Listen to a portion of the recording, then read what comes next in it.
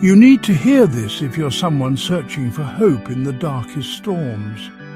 There once was a girl named Eliana, born on a rainy night when the river flooded and the winds howled like sorrow itself.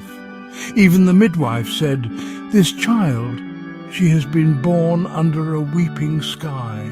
Perhaps it was true. Perhaps the sadness of the world clung to her the moment she took her first breath. Her early childhood was simple but warm. She had a father who lifted her onto his shoulders and spun her until the sky became a blur, and a mother who hummed lullabies as she braided Eliana's tangled hair. They lived in a crooked little house at the edge of the village, surrounded by fields that bloomed wild and free. Eliana believed the world was good. That was until her 7th winter. If Eliana's story has touched your heart, don't forget to subscribe for more inspiring journeys just like this one. The house fell silent. The fields around them, once full of laughter, seemed to droop under the weight of mourning. Her mother changed. She stopped singing. She stopped smiling. Her hands grew rough from endless work, and her voice when she spoke was sharp and tired. Eliana learned to stay small, to stay quiet. She became a shadow, tiptoeing around her mother's grief. At school, the other children noticed her silence. At first, they tried to talk to her, but when she wouldn't speak, they began to mock her. They called her Ghost Girl. They snatched her worn-out books and tossed them in puddles. They laughed when she came to school, wearing her father's old boots, 2 sizes too big. As years passed, Eliana grew, but happiness did not. Her mother sank deeper into despair. Some nights Eliana would find her sitting at the kitchen table, staring blankly, a cup of cold tea trembling in her hands. "You should have died instead of him," her mother muttered once, in a voice so low Eliana pretended she hadn't heard it. But she had. She would never forget. One rainy night when Eliana was 15, she woke to find the front door swinging open in the wind. Her mother's coat was gone, so were her shoes. The days that followed were some of the hardest of her life. At first, she tried to pretend everything was fine. She went to school with a fake smile and hollow eyes. She cooked simple meals for herself, patched her clothes, fixed the leaking roof with trembling hands. But the world was not kind to a girl alone.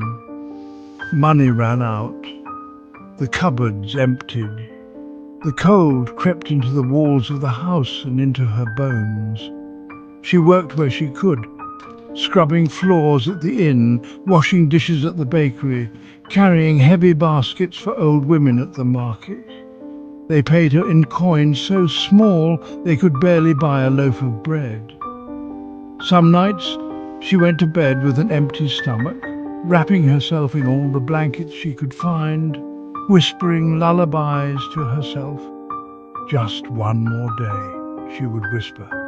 "Just survive one more day." One evening, after being mocked and underpaid once again, Eliana stumbled into her garden. The river beside it was swollen from heavy rains, threatening to wash away the little sanctuary she had left.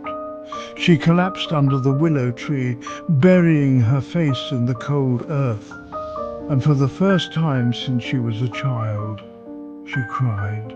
Not polite tears, not quiet sobs, but deep shattering wails that seemed to tear the sky apart. "Why was I born?" she screamed into the night. "Why do I have to carry so much pain?" No answer came, only the soft pattering of rain against the leaves. She cried until there was nothing left inside her but emptiness. And then silence, pure aching silence. The next morning, Eliana woke with the dawn. The rain had stopped, the river had calmed, and in the garden, somehow, a single new flower had bloomed, small, delicate, but fiercely alive. Eliana stared at it for a long time, and then, with trembling hands, she smiled. For the first time in years, she felt something stirring inside her. Not hope exactly, but the fragile beginning of it. She began to work, not for others, for herself. She cleared the weeds. She planted seeds, stolen from the market edges, flowers, herbs, vegetables. She rebuilt the stone walls, dragging fallen branches to make a gate. Every day, she poured her sorrow into the earth, and every day the garden gave her back a little more life. Seasons passed. The villagers noticed first the scent. Sweet blossoms carried on the wind, then the colours, bright reds, vibrant yellows, deep blues spilling across the once forgotten land. Strangers came, drawn by the beauty. They asked who had created this paradise. And there, standing tall among the wildflowers, was Eliana, no longer the ghost girl, no longer the invisible child, but a young woman with eyes full of sorrow and strength, with hands that had built a world from brokenness. People tried to buy her flowers, she refused. The garden was not for sale. It was not made of profit. It was made of pain, of hope, of survival.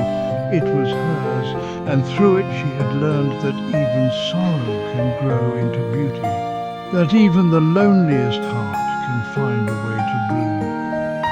And so, whenever the wind blew through the garden, it carried a secret song, the lullaby of a sorrowful girl who learned to heal not by forgetting her pain, but by planting it deep and letting it blossom.